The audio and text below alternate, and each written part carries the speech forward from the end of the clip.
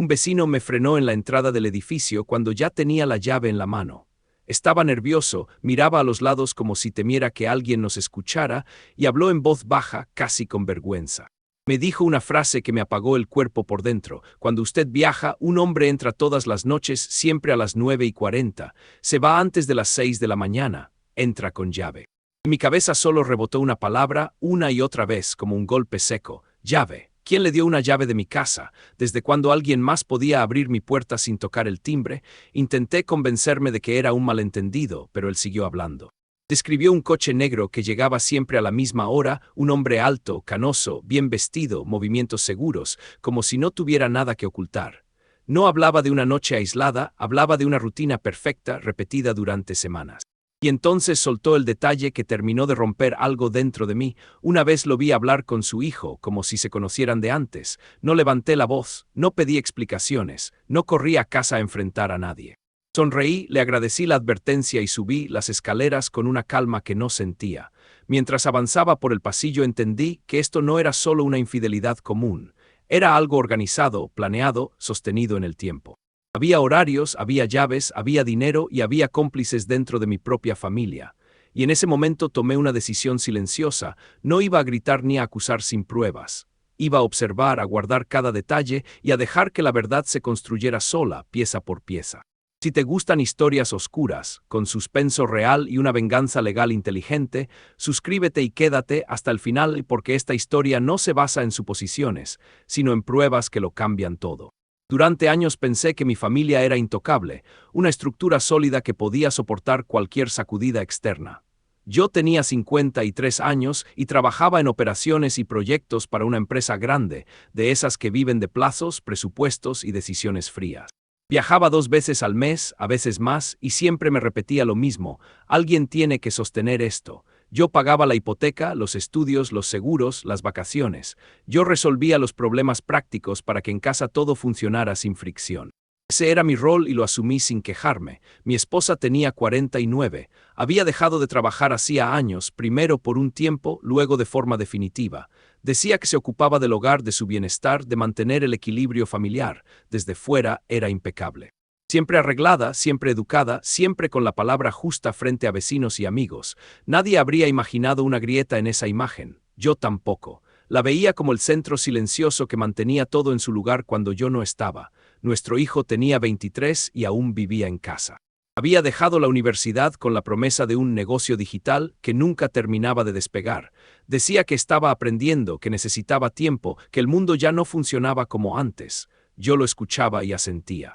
Le hacía transferencias mensuales para sus gastos y de vez en cuando algún extra urgente que siempre parecía impostergable. Pensaba que era parte del proceso, que apoyar también era confiar. Las mañanas eran siempre iguales. El sonido de la cafetera, el olor del café recién hecho, mi esposa moviéndose por la cocina con una eficiencia tranquila. Un beso rápido antes de salir, casi automático. Mi hijo sentado a la mesa, el móvil en la mano, deslizando el dedo por la pantalla mientras respondía con monosílabos. Yo me colocaba el reloj, revisaba mentalmente el día y salía con la sensación de que todo estaba en orden. En el coche, muchas veces me sorprendía pensando que éramos un equipo, no perfecto, pero sólido. Con el tiempo, empezaron a aparecer detalles pequeños, casi invisibles. Mi esposa cambió de perfume, no uno cualquiera, sino uno más intenso, más caro, que no recordaba haberle regalado. Renovó su ropa con una rapidez que no coincidía con ninguna ocasión especial. Se apuntó al gimnasio con horarios muy concretos, rígidos, y hablaba de nuevas rutinas de cuidado personal con un entusiasmo que no había tenido antes. Yo lo interpreté como una etapa, una necesidad de sentirse mejor consigo misma. Mi hijo, en paralelo, empezó a pedir dinero con más urgencia. Ya no eran transferencias previsibles, sino mensajes a deshoras, llamadas cortas con explicaciones vagas. «Es ahora o pierdo la oportunidad», decía. «Te lo devuelvo en cuanto cierre algo». Nunca cerraba nada, pero yo seguía pagando. No quería ser el padre que duda, el que pone condiciones, el que rompe la paz por cifras. Hubo también miradas, no discusiones ni palabras sospechosas, sino miradas rápidas entre madre e hijo cuando yo hablaba de viajes o de trabajo. Silencios que duraban un segundo más de lo normal. Gestos mínimos que mi cabeza registraba y luego descartaba. Me decía que estaba cansado, que veía fantasmas donde no los había. Por las noches, cuando regresaba de un viaje, la casa me recibía igual que siempre. La cena lista, preguntas educadas, comentarios sobre el día. Mi esposa me hablaba de su rutina, mi hijo de proyectos que nunca se concretaban. Yo escuchaba, asentía y me repetía que esa normalidad era el premio por trabajar tanto. Aún así, había momentos en los que algo no encajaba. Una sensación breve, incómoda, como cuando un plano no termina de cerrar pero decides seguir adelante porque el resto parece correcto. La tragaba por paz. Pensaba que cuestionar sin pruebas solo traería ruido, que la estabilidad era frágil y había que cuidarla. Nunca imaginé que esa calma era una máscara tan bien colocada. Nunca pensé que la familia que creía proteger con tanto esfuerzo tenía fisuras internas que yo mismo me negaba a ver. En ese entonces todavía confiaba. Y esa confianza, sin saberlo, era la base de todo lo que estaba a punto de derrumbarse. Esa mañana llegué antes de lo habitual, con la cabeza todavía en modo trabajo. Había vuelto de un viaje corto la noche anterior y solo quería entrar, ducharme y salir otra vez. En la entrada del edificio, el portero no hizo el gesto habitual de saludo. Se quedó quieto, como si estuviera midiendo el momento. Miró hacia la calle, luego hacia el ascensor y después me miró a mí con una expresión que no supe nombrar al principio, miedo mezclado con culpa. Me frenó con una mano en el aire sin tocarme, como si no quisiera que nadie lo viera. Señor, un segundo. Su voz salió baja, quebrada. Volvió a mirar a los lados y su manía de comprobar el pasillo me hizo sentir, por primera vez en años, que el edificio no era un lugar neutro. No debería decirle esto, pero me está pesando. Yo seguí caminando por inercia y él se movió conmigo, pegado a mi costado. Entonces soltó la frase como quien deja caer un vaso y ya no puede recoger los pedazos. Cuando usted viaja, un hombre entra todas las noches, siempre a las 9:40. Se va a las 5:50, entra con llave. La palabra llave me golpeó en el pecho como un objeto sólido. No me quedé pensando en infidelidad, ni en celos, ni en escenas. Solo en eso, llave. Alguien tenía acceso a mi casa con permiso físico, con rutina, con seguridad. Mi cuerpo reaccionó antes que mi mente. Sentí un frío subiendo por la espalda, un nudo en el estómago, un amago de náusea. La razón intentó poner orden, malentendido, error, confusión. Pero el portero no hablaba como quien inventa. Hablaba como quien ha visto demasiadas veces lo mismo. ¿Está seguro?, pregunté sin reconocer mi propia voz, demasiado tranquila. Asintió rápido. Alto, canoso, siempre bien vestido, traje oscuro. Lleva un reloj caro, de esos que brillan incluso con poca luz. Hizo un gesto con la mano marcando la muñeca. Y viene en un coche negro. Lo estaciona fuera, no en el garaje. Entra como si fuera dueño. Tragó saliva. No toca el timbre, no espera. Abre con su llave y sube. El aire se volvió denso. Yo quería que se callara, no porque no quisiera saber, sino porque cada detalle le ponía peso real a algo que mi cabeza aún intentaba negar. ¿Cuántas veces?, pregunté. Todas las noches cuando usted no está. Es una rutina, como un turno. Su comparación me partió la lógica por dentro. Un turno, como si mi ausencia fuera un horario asignado. Me quedé mirando el tablero del ascensor, fingiendo interés en el número que subía. Necesitaba agarrarme a algo normal. ¿Y por qué me lo dice ahora? Él bajó la voz todavía más, porque una vez lo vi hablar con su hijo, aquí mismo. Se saludaron como si se conocieran. No dijo más, pero no hacía falta. Esa frase abrió una puerta más peligrosa que cualquier llave. Sentí que la sangre se me iba a las manos. Me sudaron las palmas. Por un segundo pensé en subir corriendo, abrir la puerta, revisar todo, gritar, romperlo. Pero ahí apareció una regla que no sabía que tenía: no explotar sin pruebas. En el trabajo aprendí que un informe sin respaldo es solo una acusación que se vuelve contra ti, y lo peor que podía hacer era mostrar que sabía algo sin saber cuánto sabían ellos. Me obligué a respirar por la nariz, lento. Miré al portero con una calma que me salió artificial. Gracias por decírmelo. Eso fue todo, ni una pregunta más ni un reproche. Él pareció aliviado y aterrorizado a la vez, como si hubiera soltado una carga pero ahora temiera las consecuencias. Subí en el ascensor con la sensación de que el metal me apretaba. Cada piso que pasaba era un golpe de martillo, pero mi cara se mantuvo quieta. Cuando la puerta se abrió en mi planta, caminé hacia mi puerta como siempre. Saqué mis llaves. Las miré un segundo y pensé en esa otra llave que existía, en manos ajenas, abriendo mi vida a las 9:40. Entré. El olor del café seguía allí, como si el hogar quisiera convencerme de que nada había cambiado.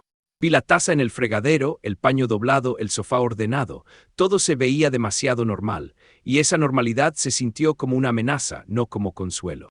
Confirmé sin querer que mi cabeza empezaba a mirar con otros ojos. Una lámpara ya no era solo una lámpara, era un posible punto ciego. Un pasillo ya no era solo un pasillo, era un lugar donde alguien pudo pasar de noche. Mi esposa estaba en la cocina. Me sonrió con esa sonrisa limpia, controlada. Llegaste temprano. Su voz no tembló, nada en su cara se movió de más. Eso en ese instante fue peor que cualquier nerviosismo. Respondí con naturalidad ensayada. Se canceló una reunión, pensé en pasar por casa. Me sirvió café como siempre, y yo acepté como si no tuviera el estómago cerrado. Mi hijo apareció después, despeinado, con el móvil en la mano. Ni siquiera me miró bien al saludar. «¿Qué tal?», dijo, sin levantar la vista de la pantalla.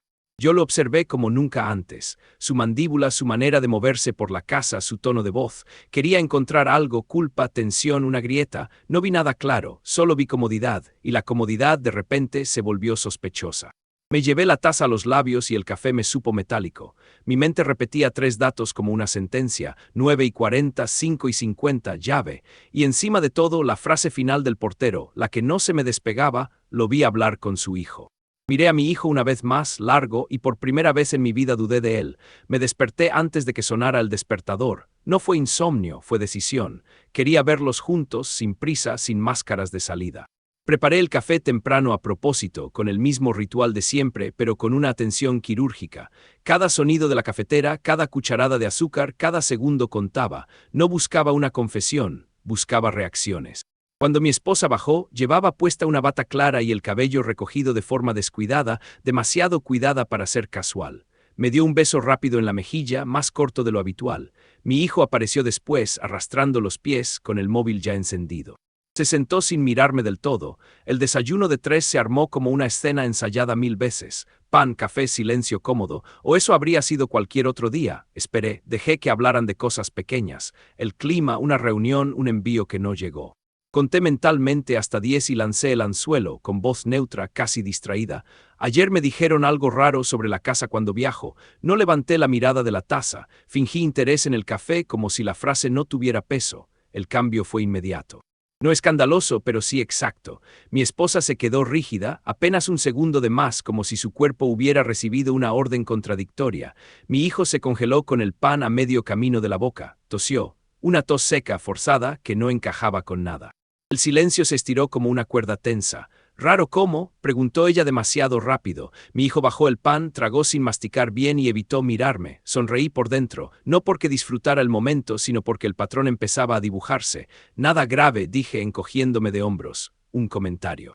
«Gente que habla», les di espacio para reaccionar y reaccionaron juntos. «Seguro está viejo», dijo ella. «Aquí la gente inventa mucho». Mi hijo asintió de inmediato, casi al mismo tiempo. «Sí, papá, no hagas caso, hay vecinos raros». La coordinación fue perfecta, demasiado perfecta. Como si hubieran practicado esa respuesta antes. No se miraron, pero no lo necesitaban. Dejé pasar un segundo más y subí el nivel, despacio. Mencionó un coche negro. Ahora sí levanté la vista. Vi cómo el color se le iba del rostro a mi hijo. Mi esposa parpadeó 2 veces seguidas. Dijo que alguien entra con llave siempre a las 9:40. La taza de mi hijo tembló levemente contra el plato. Tosió otra vez, más fuerte. Se llevó la mano al cuello. «¿Estás bien?», preguntó ella, tocándolo con una naturalidad que no ocultaba la urgencia. «Sí, sí», dijo él, pero su voz salió más aguda. 9:40 no era. Se detuvo. Se corrigió demasiado tarde. Yo no dije nada. Solo incliné la cabeza como quien no ha notado el error. Pero lo había notado todo. Había dicho una hora que yo no había confirmado en voz alta. Eso no era casualidad. Eso era información previa escapándose por una grieta. «¿Te dijeron algo más?», preguntó mi esposa, intentando recuperar control. Su tono era amable, pero sus dedos apretaban la servilleta hasta arrugarla. «Nada concreto», mentí. «Que entra, que sale temprano, que parece alguien de confianza». Hice una pausa medida. «Supongo que exageran. Les regalé la salida y la tomaron». «Claro que exageran», dijo ella, sonriendo por fin. «Aquí no pasa nada». Mi hijo asintió otra vez demasiado fuerte. «Nada, papá, tranquilo. Terminé el café con calma estudiada». Asentí. «Tienen razón, mejor no darle vueltas». Me levanté, recogí mi taza y dejé la escena intacta, como si el experimento hubiera terminado, pero no terminó ahí. Subí al pasillo y fingí entrar al despacho. Cerré la puerta sin hacer ruido y me quedé del lado de afuera, pegado a la pared. El corazón me golpeaba fuerte, pero la mente estaba fría. Escuché susurros. Primero el de mi esposa, bajo, urgente. «¿Qué fue eso?». Mi hijo respondió casi en un suspiro. «Te dije que alguien podía hablar». Ella chasqueó la lengua. «Avísale al hombre, que sea cuidadoso. Tu papá es ingenuo, pero no tonto». Mi respiración se detuvo. «¿A quién?», preguntó él. Ella dudó un segundo. Ese segundo valía oro. Al de la empresa, a mi jefe, la palabra cayó como una ficha final. Jefe, empresa, no era un desconocido, no era un error, era alguien con acceso, con horarios, con información sobre mis viajes, alguien que sabía cuando yo no estaba. No puede venir a esa hora por unos días, añadió ella, que cambie el coche y nada de entrar con la llave. Mi hijo tragó saliva, y si sospecha, ella suspiró, no va a hacer nada, nunca hace nada. Me alejé despacio, sin ruido. Entré al despacho y cerré la puerta esta vez de verdad. Me senté en la silla y dejé que el aire volviera a mis pulmones. No sentí ganas de gritar, no sentí rabia explosiva. Sentí algo peor, claridad. La certeza de que no estaba solo en esto y de que la traición tenía estructura, horarios y jerarquías. Miré la pared frente a mí y entendí la dimensión del problema. No era solo infidelidad, era complicidad, era planificación, era dinero y silencio repartido entre personas que desayunaban conmigo. Sonreí, pero no fue una sonrisa amable. Fue la de alguien que acaba de decidir algo irreversible. No iba a gritar, no iba a confrontar, iba a construir una jaula con pruebas, y cuando cerrara la puerta nadie saldría limpio. La instalación no fue un impulso, fue una operación. Llamé a una empresa de seguridad recomendada por un colega, pero no usé mi nombre completo ni la dirección de mi casa como domicilio del cliente. Pagué en efectivo una parte y pedí lo esencial: cámaras pequeñas con audio, visión nocturna y respaldo automático en la nube. No quería algo bonito, quería algo que sobreviviera a un tribunal. 4 puntos sin margen de error, salón, cocina, pasillo y el ángulo exacto que daba al dormitorio.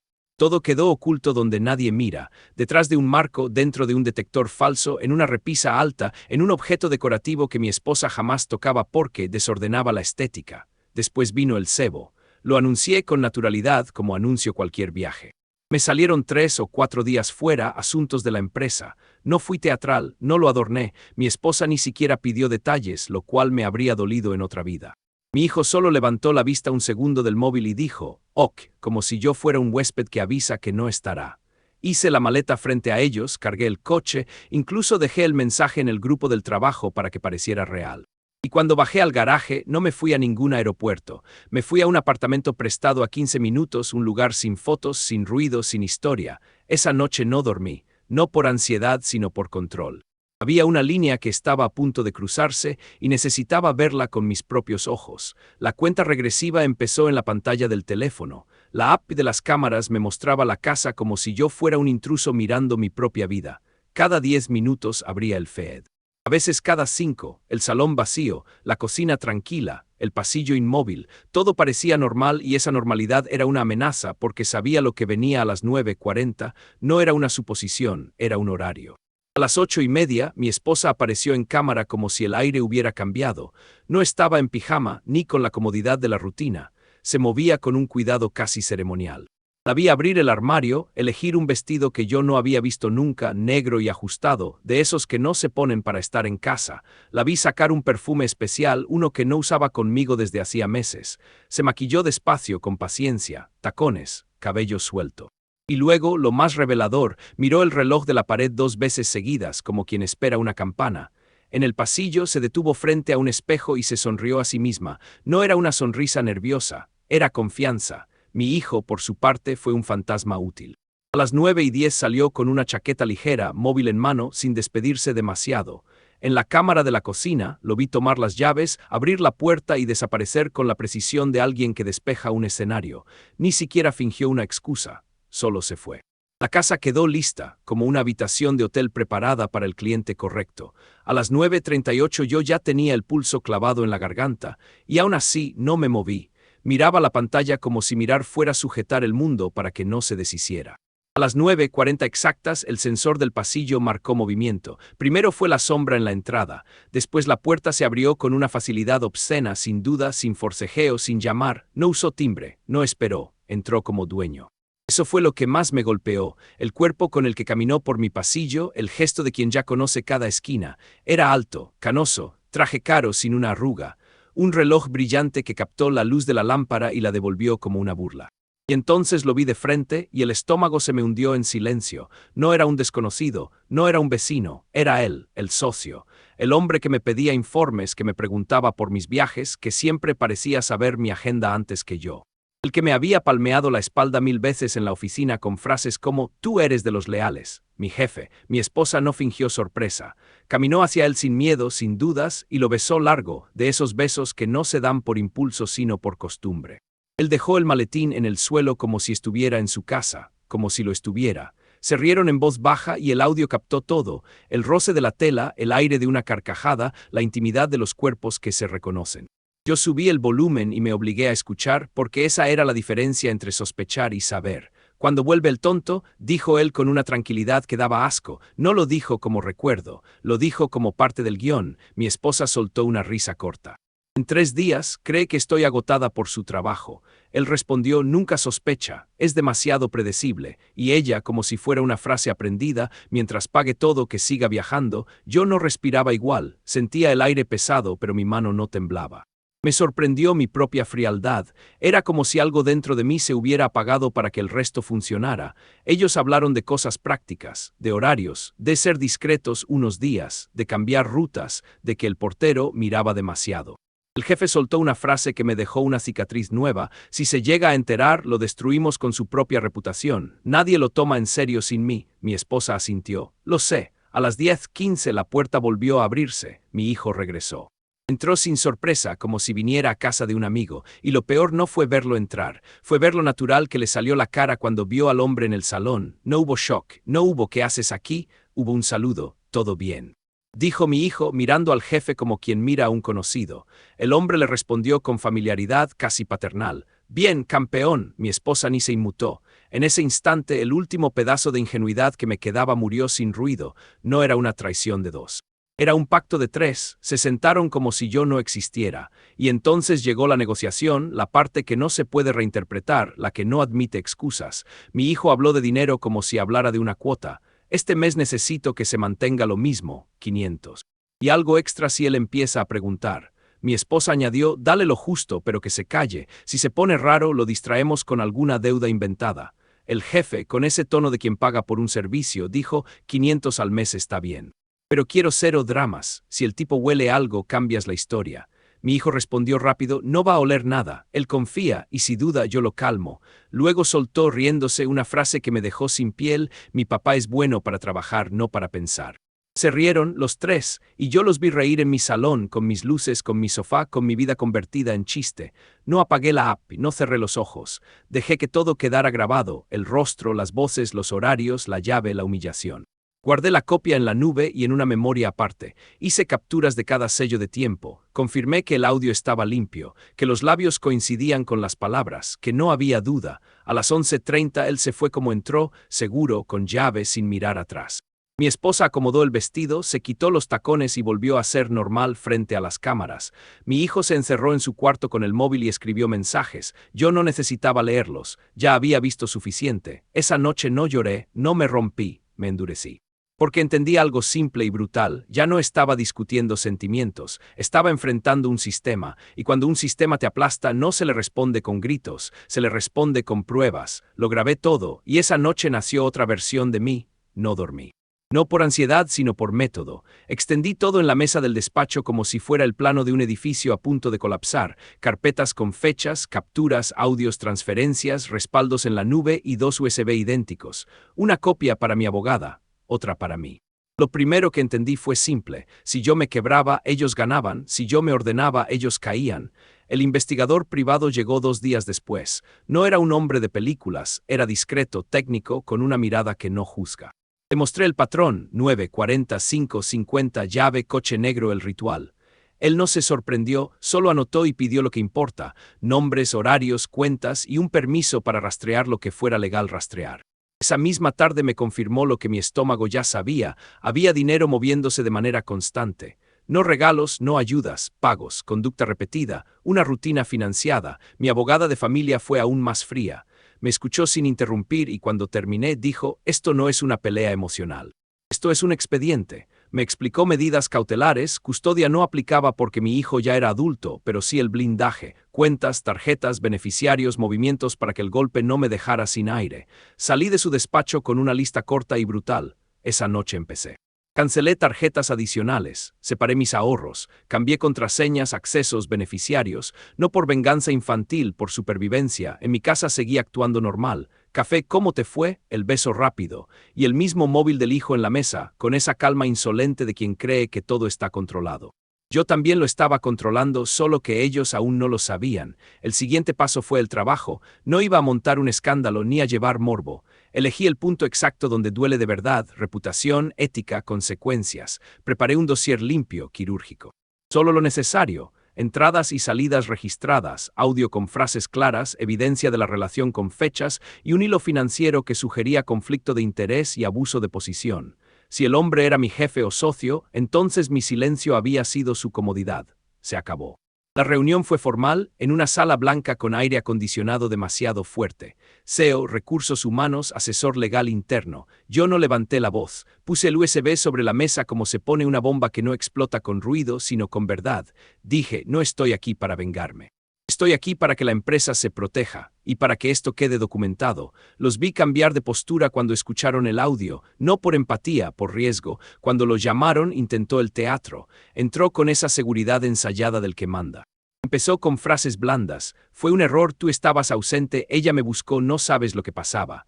Yo lo dejé hablar lo suficiente para que se enterrara solo. Luego lo corté con una frase que no tenía emoción, solo filo: no necesito tu versión, tengo la tuya grabada.